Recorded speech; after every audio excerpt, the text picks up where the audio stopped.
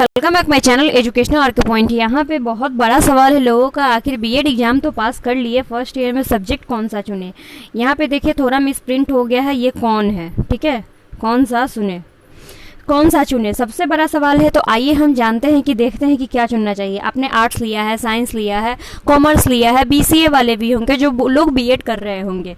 तो मैं आपको एक बात बता दूं तो कि आपको बस 9-10 तक के बच्चों को ही पढ़ाना है। अगर आप चाहते हैं जूलॉजी लूँगा मैं, बॉटनी लूँगा मैं, तो उससे कोई फ़ायदा नहीं होने वाला है, क्योंकि 9-10 के बच्चे बॉटनी और जूलॉजी नहीं पढ़ते हैं। उन लोगों का बस बायोलॉजी वो लोग जानते हैं और फिजिक्स जानते हैं, इस तरीके के सब्जेक्ट्स वगैरह होते हैं।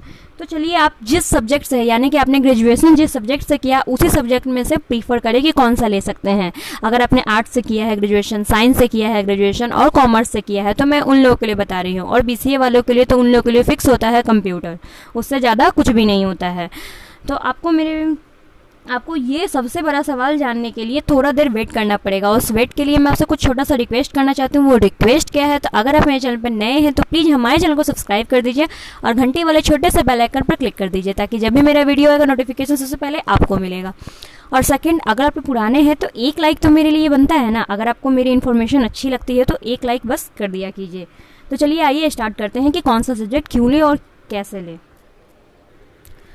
चलिए, अगर आप चाहते हैं कि हम साइंस के स्टूडेंट हूँ मैं, तो कौन सा सब्जेक्ट ले सकते हैं। तो आप, अगर में से कि बहुत लोग होते हैं कि मैथ्स से ग्रेजुएशन करते हैं, तो वो लोग मैथ्स ले सकते हैं, क्योंकि 10th क्लास तक के बच्चों को मैथ्स पढ़ाया जाता है। अगर आप लोग चाहते हैं कि बायोलॉजी लेना, तो बायोलॉजी भी ले सकते हैं। फिर आप लोगों के लिए बायोलॉजी साइंस का, देखिए, एक बायोलॉजी साइंस का चैप्टर रहेगा और एक रहेगा फिजिक्स साइंस का। तो ये तीनों सब्जेक्ट में से अगर आप साइंस के स्टूडेंट हैं तो चूज कर सकते हैं, आपको जो अच्छा लगे। तो आपके लिए ये तीनों विषय का ऑप्शनल खुला हुआ है। नेक्स्ट चलते हैं कि अगर आप आर्ट्स के स्टूडेंट हैं तो आप क्या ले सकते हैं। तो आप अगर आर्ट्स के स्टूडेंट हैं तो आप हिस्ट्री ले सकते हैं, ज्योग्राफी ले सकते हैं, उर्दू ले सकते हैं, हिंदी ले सकते हैं, संस्कृत ले सकते हैं, इंग्लिश ले सकते हैं और सिविक्स ले सकते हैं, इकोनॉमिक्स ले सकते हैं।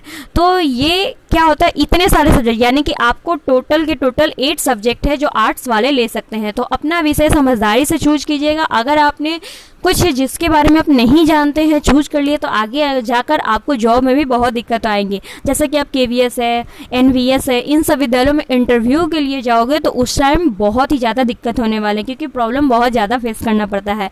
इसलिए सब्जेक्ट को समझदारी से चूज कीजिए, ताकि अगर आप जॉब जिस वक्त करने जा रहे हो, क्योंकि आप अगर बीएड कर रहे हो, अगर गवर्नमेंट में हो जाता है तो 30,000 ही बस खर्च करना है, प्राइवेट हुआ तो 2 लाख के आसपास आपको लग ही जाएंगे। 2 लाख से कम ही लगे, लेकिन लगेंगे तो ज़रूर।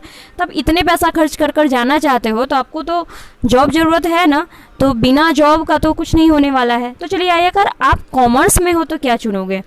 तो कॉमर्स में आपके लिए 2 सब्जेक्ट, वैसे आपको हिंदी और इंग्लिश तो आप चूज कर ही सकते हो, तो आप चूज कर सकते हो। और तीसरा सब्जेक्ट आता है, एक होता है टीचिंग ऑफ कॉमर्स मेथड्स, यानी कि देखिए आप methods of teaching of commerce, ठीक है, टीचिंग ऑफ कॉमर्स। ये 3 सब्जेक्ट यहाँ पे मैं लिखना भूल गई हूँ, तो आप लोग बस समझ जाइएगा। मैं फिर से बोल देती हूँ, टीचिंग ऑफ कॉमर्स या मेथड्स ऑफ टीचिंग कॉमर्स रहेगा आपका ये सब्जेक्ट रहेगा जो आपको चूज करना है। इसलिए अपने सब्जेक्ट को बहुत ही समझदारी से चुनो, क्योंकि मैं नहीं चाहती हूँ कि आप इतना मेहनत कर इतने आगे आए हैं और फिर से ख़राब सब्जेक्ट चुनो। और देखिए, फ़ी वगैरह का टेंशन मत लीजिए। अगर आप लोगों के मन में ये डाउट है, मैंने कहा था कि हाँ 100 तक को ही गवर्नमेंट कॉलेज मिलेंगे, तो आप सोचिए ना, ऐसा थोड़ी है कि आपको 300 है तो गवर्नमेंट कॉलेज नहीं मिलेंगे। आपको अपनी कैटेगरी में बता रही हूँ। देखिए, इस 100 में से बहुत सारे बच्चे ऐसे होंगे, जिसमें 50 बच्चे ऐसे होंगे जिसको क्या होगा, जिसका डॉक्यूमेंट्स क्या हो जाएगा, खराब होगा। जैसे कुछ डॉक्यूमेंट्स होगा, जैसे कि प्रोविजनल सर्टिफिकेट है, माइग्रेशन उनके पास नहीं होगा। बहुत लोगों का कमेंट भी आता है, मैम मेरे पास ये नहीं है, वो नहीं है, तो उन सब बच्चों को ऐसे ही छाड़ दिया जाएगा। बहुत सारे बच्चे ऐसे भी हैं कि जो हैं तो ओबीसी कैटेगरी के हैं, लेकिन उन्होंने जनरल लिख दिया है, तो उनसे भी उसका होने है, क्योंकि आपको पता है कि एग्जाम हो चुका है तो अब फॉर्म में चेंज नहीं हो सकता है। मैट्रिक एग्जाम में बहुत सारे बच्चों को तो इतना गड़बड़ी मिल रहा है कि मैट्रिक के एग्जाम में उन्होंने मम्मी पापा के नाम में स्पेलिंग मिस्टेक कर दी है। तो ये सब जो गड़बड़ी है, तो उन सब गड़बड़ी जब तक बनाएंगे तब तक ये सब सारे के सारे बच्चे तो ऐसे ही छट जाएंगे।